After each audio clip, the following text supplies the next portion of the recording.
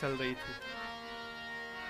तो कथा के विश्राम सत्र के दिन जो वक्ता थे उन्होंने श्रोताओं से कहा कि देखिए, आप लोग 9 दिनों तक कथा सुने हैं और जब तक कथा सुनने के बाद दक्षिणा न देंगे तब तक आपको कथा सुनने का फल नहीं मिलेगा। तो लोगों ने पूछा कि क्या दक्षिणा दी जाए? तो वक्ता जी ने कहा कि आप लोग अपनी एक एक बुराई यहां संकल्प करके त्याग दीजिए। जैसे कोई सिगरेट पीता हो तो वो संकल्प ले ले कि आज के बाद हम सिगरेट नहीं पिएंगे। कोई खैनी खाता हो तो संकल्प ले ले आज के बाद हम खैनी नहीं खाएंगे। और किसी के पास यदि बुराई नहीं है तो वो किसी नियम का संकल्प ले ले कि आज के बाद हम 5 माला जपेंगे तब पानी पिएंगे। तो जितने श्रोता थे, किसी ने बुराई छोड़ी, किसी ने कोई नियम का संकल्प लिया। गांव के एक सबसे बड़े सेठ जी थे। सेठ जी ना एक दिन कथा में कभी आए, न उन्होंने कोई नियम लिया, न कोई अपनी बुराई छोड़े। कथा पूरी हो गई। रात में गांव के कुछ श्रेष्ठ प्रबुद्ध लोग महाराज जी के पास जाकर बोले, सरकार, सबने कोई न कोई नियम लिया और अपनी बुराई छोड़ी, लेकिन गांव के एक सेठ जी हैं, न वो कथा सुनने आए, न उन्होंने कोई बुराई छोड़ी, न कोई नियम लिया। और तालाब को गंदा करने के लिए एक ही मछली पर्याप्त है प्रभु। तो हम लोग चाहते हैं कि वही एक बच्चे हैं, उनको भी कुछ दिया जाए, नियम चाहे संकल्प कुछ कराया जाए। महाराज जी ने कहा, बुलाओ सेठ को। सवेरे सूचना गई तो अब जब बुलावा आ गया तो सेठ जी कैसे मना करें, मन मार के गए। महाराज जी ने कहा, देखिए सेठ जी, गांव के सभी लोगों ने अपनी कोई बुराई छोड़ी है, जिसके पास बुराई नहीं है उसने कोई संकल्प लिया है, नियम लिया है। आप क्या कर रहे हैं बताइए। अब सेठ जी सोची तो बढ़िया फंस गए हम आके। तो समस्या समाप्त करने के लिए सेठ जी ने कहा, प्रभु हम नियम लेते हैं। क्या नियम लेंगे? सेठ जी ने कहा, हमारे घर के सामने कुम्हार का घर है, मैं नियम लेता हूं कि आज के बाद नित्य सवेरे जब तक कुम्हार का चेहरा नहीं देख लूंगा पानी का एक घूंट नहीं पीऊंगा। गांव के लोग सोचे ये कैसा नियम ले लिया, इस नियम से क्या लाभ होगा। महाराज भी तर्क वितर्क नहीं किए, कहे चलो इज्जत रख ली, कम से कम कुछ तो नियम लिया। महाराज बोले चलो ठीक है, बहुत बढ़िया, नियम ले लिया ना, अब इसका पालन करना। सेठ लगा पालन करने, नियम लिया तो निर्वाह भी किया। 12 वर्ष बीत गए। 12 वर्ष में एक दिन भी ऐसा नहीं गया जिस दिन सवेरे बिना कुम्हार के मुख को देखे बिना पानी पी लिया हो सेठ ने। नियम का पालन किया।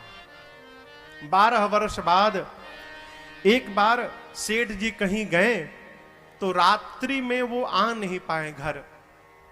सवेरे आते आते 11 बज गए। प्यास से बेहाल घर पर आए, सामान फेंके। घर वाले पूछे कहां जा रहे हैं? बोला रुको। अच्छा, ये घर वालों को पता नहीं कि ऐसा नियम लिया है। ये किसी बहाने जाकर कुम्हार का चेहरा देख लेते थे। घर वाले बोले अरे पानी तो पीजिए। बोले रुको तो, पानी पहले आने दो मुझे। दौड़ कर गए कुम्हार के दरवाजे पर, नहीं दिखाई पड़ा तो आवाज लगाए। कुम्हार की पत्नी निकली, बोली वो तो है नहीं, पहाड़ के ऊपर मिट्टी लाने गए हैं। अब सेठ पड़ा चक्कर में, सोचने लगा का करे, पी ले का। लेकिन फिर सोचा एक बार यदि पानी पी लूंगा तो 12 वर्ष की तपस्या क्षण मात्र में समाप्त हो जाएगी। 12 वर्ष किया गया सब बेकार हो जाएगा। सोचा और कहा नहीं, नियम नहीं टूटने दूंगा। दौड़ा सेठ पहाड़ की ओर। कम से कम नीचे से भी दिखाई पड़ जाएगा ना तो हो जाएगा। इधर पहाड़ के ऊपर कुम्हार मिट्टी निकाल रहा था। मिट्टी निकालते निकालते उसे घड़ा मिल गया। घड़ा के मुख को साफ किया तो देखता है उसमें तो सोना भरा हुआ है। इतना विशाल घड़ा सोने से भरा। अब कुम्हार नाचने लगा, पागल की भांति नाचने लगा। पूरी गरीबी चली गई, आनंद आ गया। अब तो आनंद होगा। जय हो, बड़ी कृपा प्रभु जी, कोई देख न पावे इस घड़े को। अभी सोच ही रहा था तब तक पहाड़ के नीचे सेठ जी दिखाई पड़ गए। कुम्हार सोचा ये सेठ क्यों चला आया यहां पर।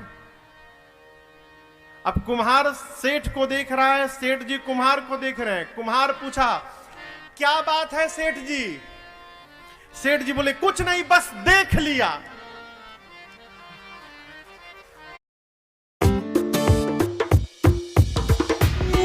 सेठ क्या बोला? देख लिया। सेठ जी तो बोलना चाहते थे कि तुमको देख लिया। कुम्हार को लगा घड़ा देख लिया। कुम्हार बोला जो देखे चुप रहिए, किसी से बोलिएगा मत, मुझे आने दीजिए नीचे। कुम्हार दौड़ कर नीचे आया, आके पांव पकड़ लिया। सेठ जी आप किसी से बोलिएगा मत, 50-50। सेठ बोला 50-50? जरूर दाल में कुछ काला है। हाँ चलो चलो चलो, क्या 50-50, चलो। कुम्हार लेकर गया घड़े के पास, कहा सेठ जी आपने यही घड़ा देखा था ना? बड़े कृपा रघुनाथ जी की भाई तो ये मिला है, आप किसी से कहिएगा मत, इसका आधा सोना मैं आपको देने के लिए तैयार हूं, लेकिन आप किसी से मत बताइएगा। जब घड़े को देखा कुम्हार, उसके भीतर भरे हुए सोने को देखा है। सेठ जी वहीं सिर पे हाथ धर कर बैठे और फफक के रोने लगे हो। कुम्हार ने कहा सेठ जी आप रो क्यों रहे हैं, आपको तो नाचना चाहिए। सेठ जी ने कहा प्यारे तुझे पता नहीं है, पिछले 12 वर्षों से नित्य मैं सवेरे पहले तेरा मुख देखता था, फिर जल का एक घूंट लेता था। बिना तेरे मुख को देखे मैं आज तक 12 वर्षों में कभी पानी नहीं पिया हूं। कुम्हार बोला फिर रो क्यों रहे हैं? सेठ बोले इसलिए रो रहा हूं प्यारे कि 12 वर्षों तक तेरा मुख देखकर पानी पिया तो इतना सोना मिल गया, यदि 12 वर्षों तक मैं भगवान का मुख देखकर पानी पिया रहता तो आज मेरी क्या गति हुई रहती।